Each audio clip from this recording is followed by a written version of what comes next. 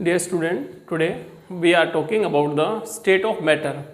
देखिए, पीछे 4th unit की बात की थी हमने और वहाँ काफ़ी अच्छा रिस्पॉन्स भी आया था आप लोगों का।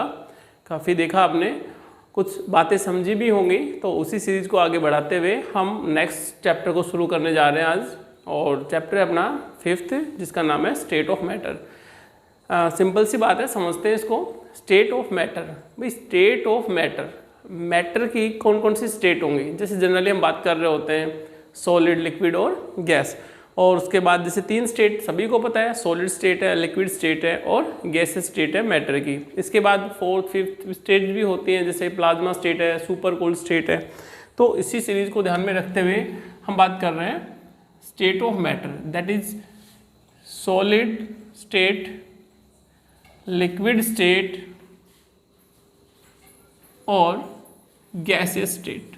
बेसिकली 3 स्टेट की बात करेंगे, सॉलिड स्टेट, लिक्विड स्टेट और गैसियस स्टेट। जैसा कि पता है, matter anything which occupy space and mass and feel by the any one of the 5 sense organ, उसको हम क्या बोल देते हैं, मैटर बोल देते हैं। लेकिन इसी केसेस में हमने बात की भी सॉलिड स्टेट क्या बोला गया, सॉलिड स्टेट क्यों बोला गया। तो बात करते हैं, सबसे पहला पॉइंट जो होगा मेरा सॉलिड स्टेट को समझाने के लिए, मैं एंट्रोपी वाले पॉइंट की बात करता हूँ, उसके बाद शुरू करेंगे आगे। देखिए, कांस्टेंट पार्टिकल्स की बात करें, सॉलिड सब्सटेंस की बात करें, तो ये क्या होते हैं, फिक्स जगह को ऑक्यूपाई रखते हैं। कांस्टेंट पार्टिकल्स का मतलब जिनसे मिलके वो मैटर बना हुआ है, जिनसे बनके वो मैटर का फॉर्म हुआ है। लेकिन जैसे हम बात करूँ लिक्विड के पार्टिकल्स, तो लिक्विड के पार्टिकल्स भी थोड़े से सेपरेटली होंगे, थोड़े से डिस्टेंस पे होंगे, दूर दूर होंगे। और गैस के पार्टिकल्स बिल्कुल रैंडमली होंगे, यानी कि गैस के पार्टिकल्स के अंदर काफ़ी ज़्यादा बिखराव होता है, डिसऑर्डरनेस ज़्यादा होती है। तो यहाँ पे एक टर्म है एंट्रोपी। एंट्रोपी, एंट्रोपी का मतलब हुआ randomness of system, randomness of the system, that is known as entropy. तो देखिए, सबसे ज़्यादा बिखराव हमें कहाँ दिख रहा है, गैस के पार्टिकल्स में। तो एंट्रोपी की बात करें तो एंट्रोपी सबसे ज़्यादा गैस के मॉलिक्यूल्स में, फिर लिक्विड में और फिर सॉलिड के मॉलिक्यूल्स के अंदर होती है। यानी सॉलिड सब्सटेंस के अंदर एंट्रोपी क्या होगी, सबसे कम हुई। एंट्रोपी क्या हुई, सबसे कम होती है। इसी वजह से हम बात करेंगे सॉलिड के जो सब्सटेंस हैं वो वेल क्लोजली ऑक्यूपाइड है, सॉलिड के जो पार्टिकल्स हैं। लेकिन गैस के पार्टिकल्स हैं कुछ डिस्टेंस पे होंगे, यानी एंट्रोपी थोड़ी सी इनकी बढ़ जाती है, रैंडमनेस बढ़ जाती है। और गैस के पार्टिकल्स में काफ़ी ज़्यादा बिखराव होता है, रैंडमनेस डिफरेंट डायरेक्शन में, क्योंकि यहाँ पे देखिए काइनेटिक एनर्जी बढ़ जाती है मॉलिक्यूल्स की। रैंडमनेस से बेसिकली समझते हैं, जैसे एक सिस्टम है, बिल्कुल पर्टिकुलर एटम रखे हुए हैं, या किसी भी कॉन्स्टेंट पार्टिकल्स की बात कर रहे हैं। इसका सबसे जनरल एग्जांपल लेते हैं, जैसे टीचर क्लास में स्टूडेंट बिल्कुल वेल अरेंज होते हैं, इसका मतलब सिस्टम की एंट्रोपी कम है। लेकिन जैसे ही टीचर क्लास से बाहर गया, बच्चे अपनी हरकतें करेंगे, बच्चे इधर उधर घूमना भी फ्री करेंगे। फॉर एन एग्जांपल, जैसे बैल घंटी हो गई तो भी बच्चे घूमना शुरू कर देते हैं। तो इसका मतलब क्या हुआ, जैसे ही मूवमेंट हुआ बच्चों का, तो इसका मतलब क्या हुआ, यहाँ पे जो सिस्टम की एंट्रोपी थी वो धीरे धीरे इंक्रीज हो गई, यानी रैंडमनेस बढ़ना शुरू हो गया। तो आप इस पॉइंट से समझ सकते हैं कि रैंडमनेस का मतलब क्या हुआ, that is randomness of the system. इसी को क्या बोला जाता है, एंट्रोपी। अब सब्सटेंस सॉलिड फेज में एग्जिस्ट क्यों करते हैं। देखिए, जनरल इंट्रोडक्शन की बात कर रहे होते हैं कि सब्सटेंस सॉलिड फेज में ये एग्जिस्ट क्यों कर रहे होते हैं, लिक्विड फेज में एग्जिस्ट कर रहे होते हैं या गैसेस फेज में एग्जिस्ट कर रहे होते हैं। तो इसके लिए जो सबसे पहला एग्जांपल सोल्व कर रहे हैं वो इंटरमोलिकुलर फोर्स की बात करेंगे। इंटरमोलिकुलर फोर्स, अगर मैं इंटरमोलिकुलर फोर्स की बात कर लेता हूँ, फॉर एन एग्जांपल, एक हमने एटम ले लिया, कोई भी बॉडी ले ली, सेकंड ले लिया, और इन दोनों के बीच की डिस्टेंस मान ली d। तो जो इन दोनों चार्जेस पार्टिकल्स के बीच में डिस्टेंस होगी वो माना जाता है q1 into q2 divided by d square. मतलब जिसके बीच में इंटरमोलिकुलर फोर्स ऑफ इंटरेक्शन ज़्यादा होगा, ऐसे पार्टिकल्स जिसके बीच में इंटरमोलिकुलर फोर्स ऑफ इंटरेक्शन ज़्यादा होगा, फोर्स ऑफ इंटरेक्शन ज़्यादा होगा, तो वो क्या होगा अपने पास, वो सॉलिड फेज में एग्जिस्ट होने की कोशिश करेगा। इसका मतलब सॉलिड पार्टिकल्स के लिए इंटरमोलिकुलर फोर्स ज़्यादा होता है और डिस्टेंस उन पार्टिकल्स के बीच में क्या हो, कम, और चार्ज क्या हो, ज़्यादा, तो वो सबस्टांस इंटरमोलिकुलर फोर्स को ज़्यादा रखेंगे, इंटरमोलिकुलर फोर्स ज़्यादा होगा उनके अंदर और पार्टिकल एक दूसरे के नज़दीक आते हैं। अब होता है क्या intermolecular force, the force which holds the atom together, particles के बीच में ऐसा फोर्स जो कि भैया एक दूसरे पार्टिकल्स को पकड़े रखता है, तो उसको क्या बोलेंगे हम, इंटरमोलिकुलर फोर्स बोलेंगे। जैसे फॉर एन एग्जांपल हमने Na और Cl का एग्जांपल लिया, Na+Cl नेगेटिव, तो आयनिक स्पीसीज हो गई एक तरह की, इंटरमोलिकुलर फोर्स ऑफ इंटरेक्शन इनमें ज़्यादा होता है, इसी वजह से जो आयनिक बॉन्ड है इसको बोलेंगे एक तरह का इलेक्ट्रोस्टैटिक फोर्स है।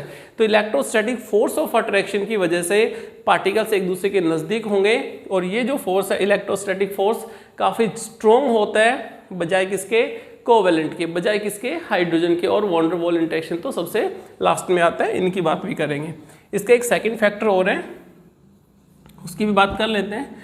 एक होता है इंटरनल एनर्जी, या इसको मैं थर्मल एनर्जी बोल दूं ज़्यादा अच्छा है, थर्मल एनर्जी। देखिए थर्मल एनर्जी का मतलब होता है कि अब तो हमारे पास देखिए इंटरमोलिकुलर फोर्स ऑफ इंटरेक्शन की वजह से पार्टिकल्स नज़दीक आ गए, लेकिन थर्मल एनर्जी क्या करती है, इन पार्टिकल्स को सेपरेट करने का काम करती है। तो सभी पार्टिकल्स के अंदर, चाहे सॉलिड के हों, लिक्विड के अंदर हों या फिर गैस के अंदर हों, तो थर्मल एनर्जी होगी, कोई ना कोई एनर्जी होगी पार्टिकल्स की। तो इसी वजह थर्मल एनर्जी मतलब थर्म, हीट, अगर आप लोग हीट प्रोड्यूस करोगे, टेम्परेचर दोगे तो हीट डेवलप होगी, और हीट डेवलप होने की वजह से काइनेटिक एनर्जी बढ़ेगी मॉलिक्यूल्स की, और काइनेटिक एनर्जी बढ़ने के साथ साथ मूवमेंट भी बढ़ेगा मॉलिक्यूल्स का। तो थर्मल एनर्जी इसमें और इसमें अगर मैं बात करूं तो थर्मल एनर्जी कैसी होनी चाहिए सॉलिड्स के मॉलिक्यूल्स में, thermal energy should be low in solids. तो 2 पॉइंट हमारे छोटे छोटे यहाँ पे बड़े काम के हैं। अगर मैं सॉलिड पार्टिकल्स की बात करूं तो थर्मल एनर्जी कम होगी और इंटरमोलिकुलर फोर्स ऑफ इंटरेक्शन ज़्यादा होगा। तो ये बेसिकली 2 फैक्टर हैं जो कोशिश करते हैं पार्टिकल सबस्टांस किस फॉर्म में आ जाए, सॉलिड फेज में आ जाए, यानी आपका सबस्टांस किस फेज में एग्जिस्ट करे, सॉलिड फेज में एग्जिस्ट करे। लेकिन जहाँ पे थर्मल एनर्जी बढ़ गई, ठीक है, means intermolecular force of interaction कम हो गया लिक्विड के केस में, और गैस के मॉलिक्यूल्स में अगर बात करें तो intermolecular force of interaction distance increase होने के साथ साथ बढ़ गया, तो इंटरेक्शन भी कम होता चला गया और गैस के पार्टिकल्स की एंट्रोपी भी धीरे धीरे इंक्रीज हो जाती है। बेसिकली ये एक छोटी सी बात है कि क्यों सबस्टांस गैसेस फेज में, लिक्विड फेज में और सॉलिड फेज में एग्जिस्ट करते हैं। अब इनमें डिफरेंस की बात करें और डेफिनेशंस की बात करें तो डेफिनेशंस में आप लोग क्या पढ़ रहे होते हो कि जो सॉलिड्स के पार्टिकल हैं उनकी डेफिनेट शेप होगी, डेफिनेट मास होगा, डेफिनेट वॉल्यूम होगा। तो इसका मतलब ये कोई ना कोई प्रॉपर्टी तो है, अभी पढ़ने वाले हैं। लेकिन जब हम लिक्विड की बात कर रहे होते हैं तो लिक्विड में क्या बोलेंगे कि लिक्विड के अंदर वॉल्यूम डेफिनेट है लेकिन शेप डेफिनेट नहीं होती। ऐसा सबस्टांस जिसका वॉल्यूम डेफिनेट है भैया लेकिन शेप डेफिनेट नहीं होती। ग्लास में वाटर को डाल दिया तो भैया ग्लास जैसी शेप हो गई, जग में डाल दिया तो जग जैसी, कप में डाल दिया तो कप जैसी। बोलते हैं ना पानी रे पानी तेरा रंग कैसा, जिसमें डाले उस जैसा। तो इसका मतलब है हम लिक्विड के केस में बात कर रहे होते हैं तो लिक्विड में होगा क्या, वॉल्यूम डेफिनेट होगा लेकिन शेप कभी भी डेफिनेट हो नहीं सकती, जबकि गैस में ना तो डेफिनेट वॉल्यूम होता है और ना ही डेफिनेट शेप होती है। आगे छोटी सी बात और कर लेते हैं, इसमें इंट्रोडक्शन क्लास आपकी कंप्लीट हो जाएगी आज की। उसके बाद हम इंटरमोलिकुलर फोर्स ऑफ इंटरेक्शन की बात करेंगे, आगे सेकेंड लेक्चर में करेंगे वो बात। लेकिन सॉलिड्स में देखें एक प्रॉपर्टी आपको बताई कि why solids have definite shape, definite volume और डेफिनेट मास। तो क्वेश्चन बन गया हमारा छोटा सा, why solids have definite shape, definite mass and definite volume. देखिए डेफिनेट शेप, डेफिनेट मास और डेफिनेट वॉल्यूम क्यों होता है, तो इसके लिए क्या बोलेंगे कि मैं एक एग्जांपल ले लेता हूँ। फॉर एग्जांपल हमारे पास रबर की बॉल है जिसका नाम है एक्स और इसको स्प्रिंग से बांध दिया जिसका 1 नंबर दे दिया। इसी तरह से दूसरी बॉल है जिसको 2 नंबर दे दिया। ऐसे ही तीसरी बॉल को हमने बांध दिया, 3 नंबर दे दिया। ऐसे ही 4th बॉल है भैया जिसको 4 नंबर दे दिया। देखिए बिल्कुल ईजी से समझेंगे इसको कि भैया डेफिनेट शेप, डेफिनेट मास और डेफिनेट वॉल्यूम क्यों बनता है सॉलिड्स में। तो ये जो प्रॉपर्टी मैं बोल रहा हूँ इस प्रॉपर्टी को बोलेंगे रिजिडिटी। रिजिडिटी 12th क्लास में भी बात करते हैं इसकी। देखिए रिजिडिटी ये प्रॉपर्टी क्या होती है, अगर मैंने किसी बॉल को, रबर की बॉल को ले लीजिए, इनको 4 स्प्रिंग से बांध दिया गया, तो ऐसा हो सकता है क्या कि भैया एटम जमीन पे पटके, फॉर एन एग्जाम्पल ये जो सिस्टम है इसको मैं जमीन पे पटक रहा हूँ, ठीक है ना, पटक दिया, तो इसका मतलब क्या हुआ कि ये जो 2 नंबर का एटम है और 1 नंबर का एटम है, इन्हीं को लेके चलते हैं, तो ऐसा हो सकता है कि 2 नंबर का एटम अपनी जगह पे रोटेट होगा, तो इसको बोल सकते हैं भैया रोटेटरी मोशन मिलता है। क्या मिलता है? रोटेटरी मोशन मिल सकता है इन पार्टिकल्स में।